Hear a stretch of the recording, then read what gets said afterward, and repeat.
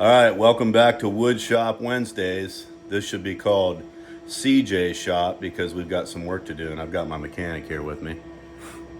What's your name again? Carter.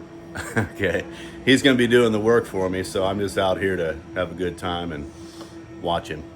Anyhow, we're going to get started here. We had I should say I had a little mishap. Let me turn this on. Yeah, let me turn. Had a little mishap here and destroyed this fender. I had my mechanic try to drive it home after it happened, and the hood flew up and hit the windshield. So we've got to replace the hood, the fender, the grill, that was part of that, and the windshield. Did I already say that? So we're going to start disassembling. While we're at it, we're going to go ahead and take the driver's side fender off as well. That way we can fully access the engine and do some engine work if needed while we're doing this project. So this is going to be a repaint the entire vehicle, and I think we're going to go with the anvil gray. So here we go.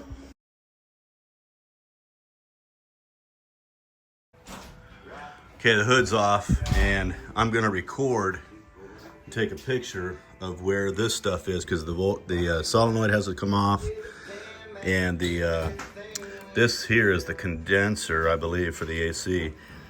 It's just attached to the fender.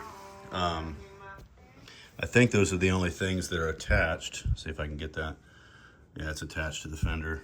Are you seeing this, Carter? Mm-hmm. So you got to take this, the starter solenoid off right here. Yeah. Starter solenoid's got to come off, but we should disconnect the battery first so we're not shorting things out. Mm-hmm. And then this is the condenser for the AC.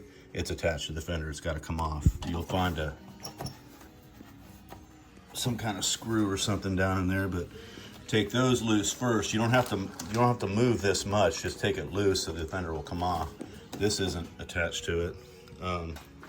So there's some bolts that'll go down along here, and there's some bolts in the back there, and you should be able to pull that off. The only thing is the harness for the lights is coming through here, but because it's broken there, you gotta be able to pull it on through. Okay? Sound good? Mm-hmm. Go to work. I'm trying to, there's like a bunch of oil and grease and dirt all around it. I'm trying to get it out.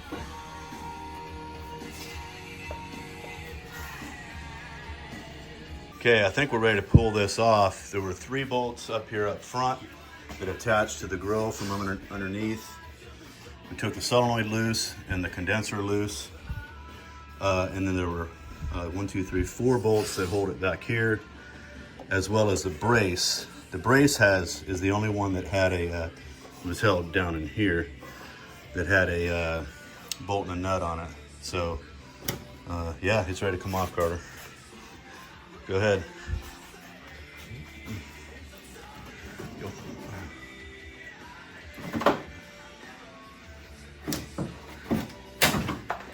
There you go. Look at that. One right front fender. Out the drive. Onto the driver fender. Now, if I wasn't repainting the whole Jeep, I wouldn't take this off, but because I am going to, I'm going to take it off because I want to paint the inside here. So we got to take the ignition module off. Carter, come look at this. Come look at this. You got to take the ignition module off. There's screws from the inside of the wheel well here, and there's one at the bottom, and you're going to get to them from inside the wheel well. We got to take the horn off. That's 1 bolt. We got to take the washer can off, and then the brace. There's a brace here. So same kind of drill. All right. Okay, we had to make a cut here because the hoses were routed for the condenser and the AC, so I made a cut so I didn't have to disconnect them. I'm gonna have to get an evacuation kit from AutoZone or something. You can't just break these lines free, so in that I'm not reusing this grill, we just cut it with the cutoff wheel You of course pull the radiator and all that kind of fun stuff, and now he just took the body bushing loose. So now we've got access to everything. So obviously the right or the driver fender came off about the same bolts that was on the passenger side. The only difference was there's a ECM over here, which is laying up here. ECM and the washer motor, and then of course we had to fish this is the main light wiring harness that we had to fish through the grill. So yeah, there's the body bushing from when I did the 1-inch body lift. So I'll have to reuse that. That looks pretty nasty actually. Anyhow, we'll address that when the time comes. Got a lot of cleaning to do, but we can get to everything now. So the biggest thing right now, I wanted to do a compression check, but I'm not gonna do that with this thing laying in the way. So I've got to get this stuff disconnected and or evacuated first, and disconnected, capped off, because you cannot get any debris, any dirt or anything into the AC or system. You'll destroy it. So anyhow, this is probably a good stopping point for today. I'm gonna have to, Carter, we could go ahead and pull this fender off, or this fan off, so we can straighten these blades out. I go ahead and pull that off. If we do end up putting a cam in it, I want to do a compression check first and see if the compression's good. If compression is good on all the cylinders, they should be between 120 and 150.